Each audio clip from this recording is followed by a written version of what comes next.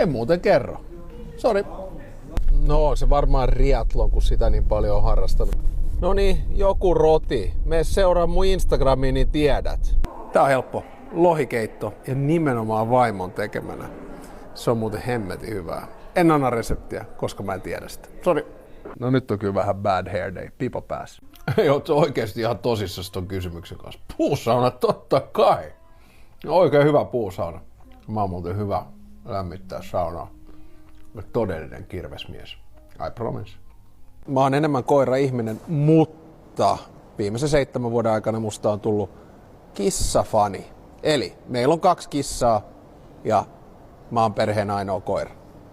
Tänään mä vedin itse asiassa keitetyn kananmunan, mut jos sais valita, niin kyllä mä paistetun ottaisin. Fully fried English breakfast, ei huono.